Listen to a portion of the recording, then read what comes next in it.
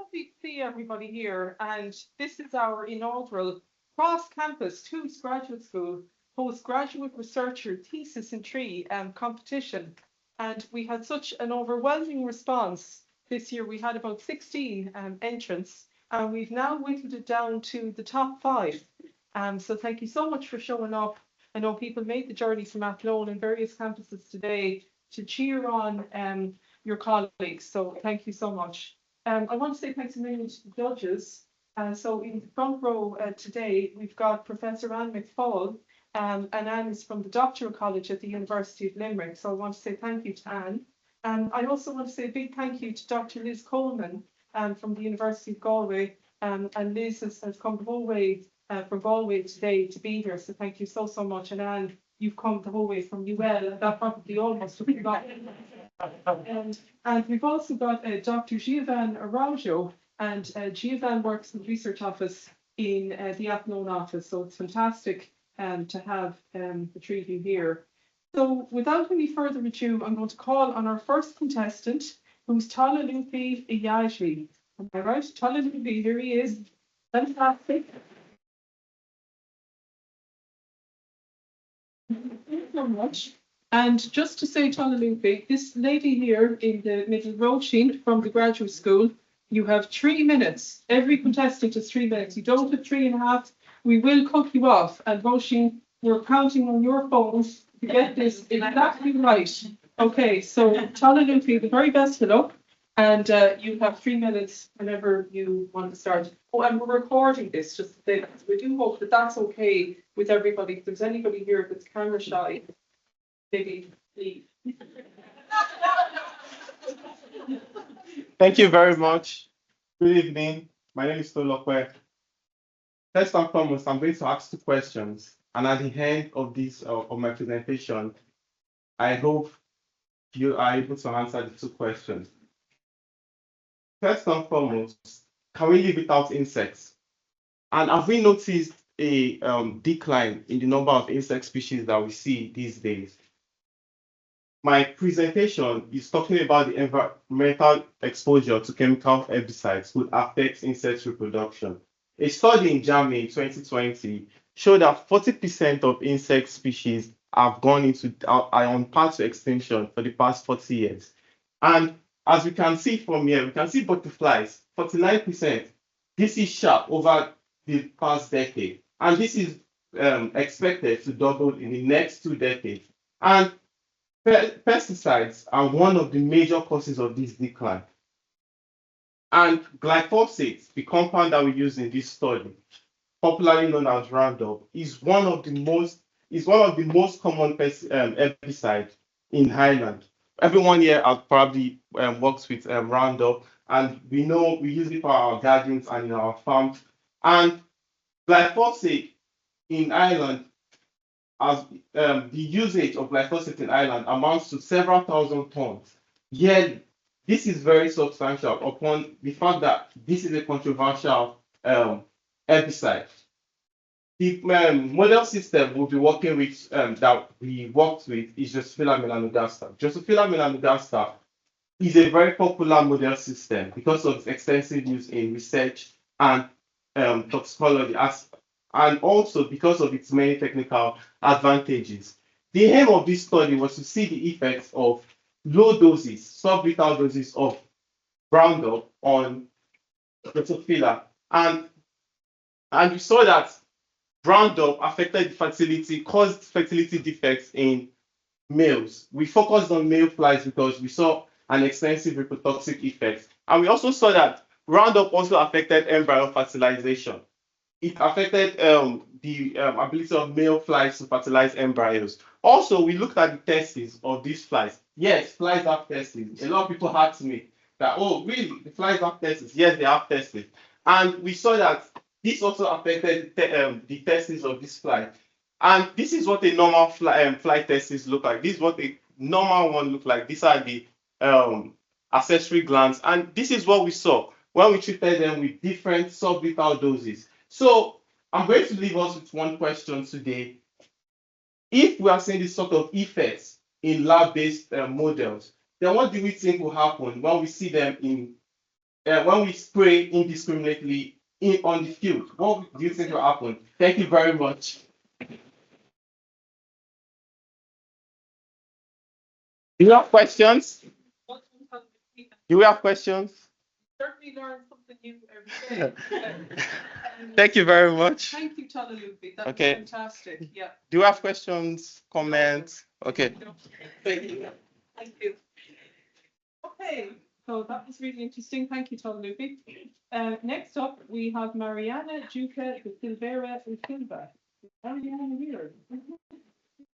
Mariana?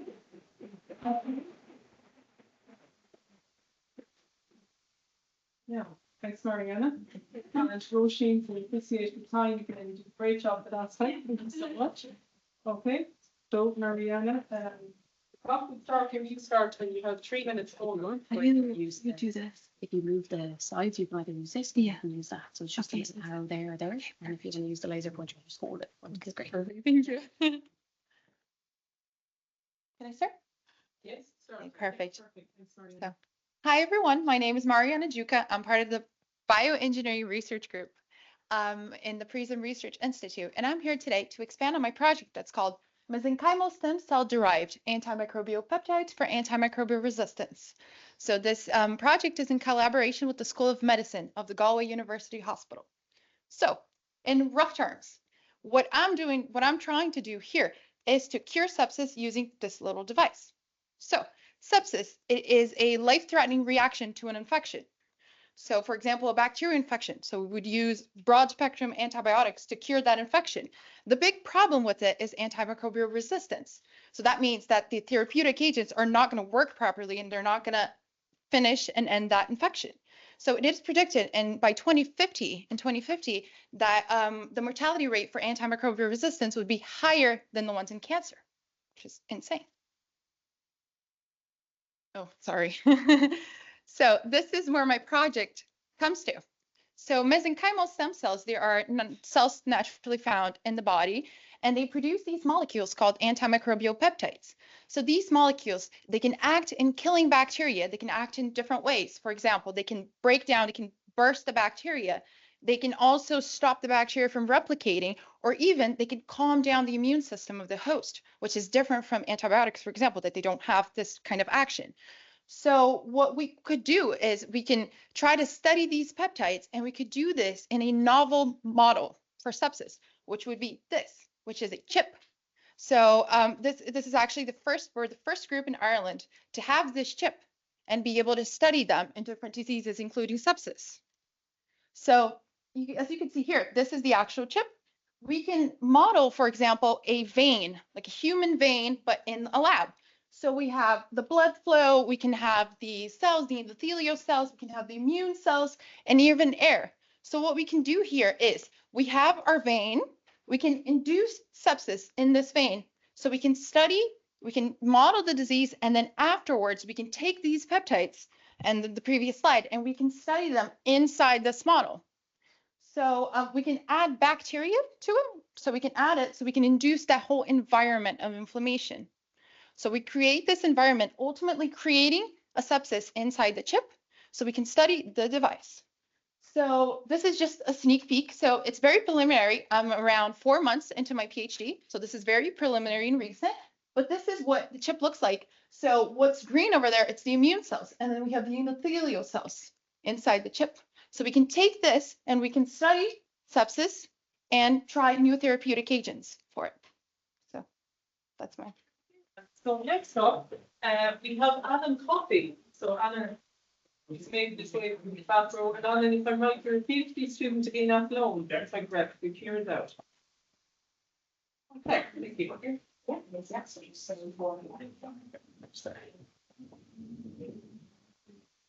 Okay, good afternoon, everybody. My name is Alan Coffey. I'm a third-year PhD student under the supervision of Dr. Kieran Dowd, and I'm working as part of the Click to Move consortium, which is aimed at supporting healthy remote working across Europe. To give a very quick background on the project, office workers spend up to 72.5% of their day sitting, and I'm sure most of us here can probably relate to that. We now know that high levels of sitting time are associated with many deleterious health outcomes. Famously, COVID-19 hit us in March 2020, and almost overnight it led to a swap from office-based working to remote working to what we're seeing at the moment is a hybrid approach of both of them. However, we now know home office working further increases sitting time compared to the 72.5% in the office. And in the context of my previous point on the health consequences, this may have further implications unless addressed. Hence, our aim as a Click to Move consortium is to support active and healthy remote working in Europe. My thesis is separated into three main phases, and we're looking at the effectiveness of a 12-month co-created intervention to reduce sitting time in a home office context. The first phase was the co-creation phase, which essentially we had two studies, one with employers and one with employees, where we asked them what were their perspectives on the factors influencing sitting time in this context. We then looked and asked 35 world-leading experts for their opinion, and we came up with a consensus on that. And then we've recently published a systematic review of meta-analysis looking at the effectiveness of the different type of interventions currently being used.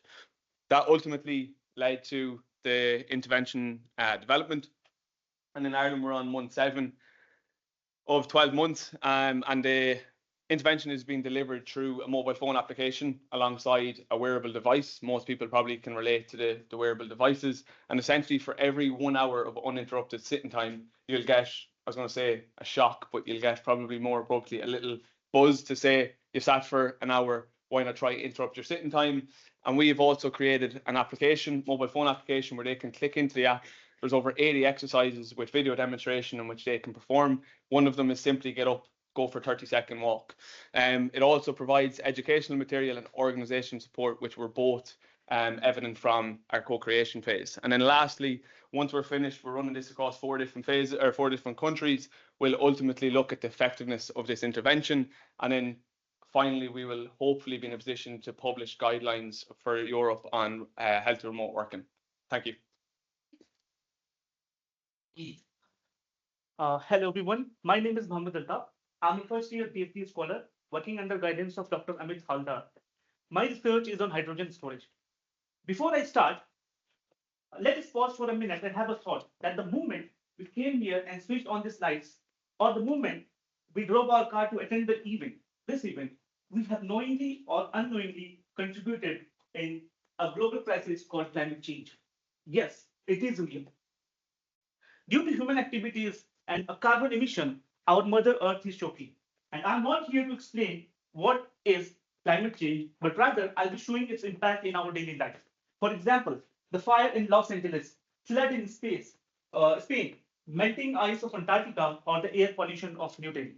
No one is safe. The question is, what is the solution? Well, the solution could be hydrogen as an energy source. Why? Because hydrogen has a high calorific value and it is a clean fuel. It is abundant and produces zero emission. But wait, something is stopping us. A very famous incident happened in year 1937 called Hindenburg disaster that killed 35 people. It happened due to the explosion of hydrogen. Yes, hydrogen is explosive and it's not safe.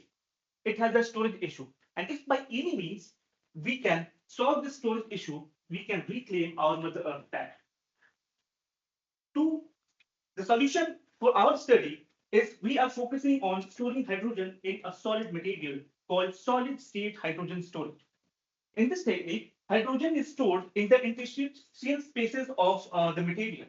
For comparison here, you can see to store 1000 meter cube of hydrogen, only 0.9 meter cube of material, volumetric material is required. That shows the promising aspect of this technology. However, there are certain challenges with that. For example, it has fluid kinetics, it has material degradation issues, and to counter these issues, we are focusing on experimentation and using artificial intelligence. In experimentation, we are going to modify the structure of magnesium because it's one of the promising materials, and we'll be doing additives, we'll be adding catalysts, and we'll be encapsulating polymers to enhance its properties. And the data that we gathered from the experimentation will be used to develop and train an artificial neural network model that can predict the best composition for hydrogen storage. Through this, we'll get this output we can see at the end here, and this will not only solve the hydrogen storage issue, but also fulfill the sustainable development goals. I rest my case. Thank you. So much. And last but not least, Varsha, Varsha. Hello everyone. So my name is Varsha Chichikumar. Today I'll be talking about my research in vanadium flow battery. Let's imagine a world where we never run out of salt, where the energy from sun and wind can fuel our homes, businesses, and entire cities. It sounds perfect, right? However, there's a challenge to this. The energy from sun and wind is unpredictable. Sometimes we have too much of it, and sometimes we don't have enough. Ireland's Climate Action Plan proposes solar and wind energy for a sustainable future. However, since these renewable sources are unpredictable in nature, we need better ways to store this energy so that we can use it whenever we need it. And that's where vanadium flow batteries come in as a promising solution. These batteries use vanadium, a unique material that can switch between different states to store and release energy. Vanadium electrolytes are highly colorful in nature, and with each color representing different oxidation states as shown here. A typical vanadium flow battery consists mainly of two parts. The cell stack, which contains two half cells with electrodes separated by an ion exchange membrane and the two electrolyte chambers. During charging, the liquid electrolyte flows through the electrode, converting V4 to V5 at the positive electrode and V2 to V3 to V2 at the negative electrode. During discharging, the opposite of this reaction takes place. These batteries have some incredible advantages such as scalability, safety, and longer lifespan. However, the efficiency of these batteries are limited by reactions at the electrode, and that's where my research comes in. In my PhD, I study how different factors, especially pH and potential, affects the vanadium reactions at the electrode.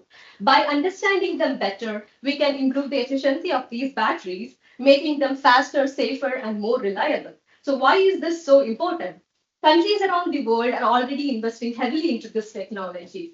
China, for example, has invested $1.63 billion into vanadium battery manufacturing. And the global market growth for these batteries is projected to grow from $2 billion in 2024 to $8.47 billion by 2032. In conclusion, with better efficiency, these batteries can help us store renewable energy and use it whenever we need it. Vanadium flow battery and my research into their electrode kinetics are key step towards a cleaner, greener, and sustainable future. Thank you.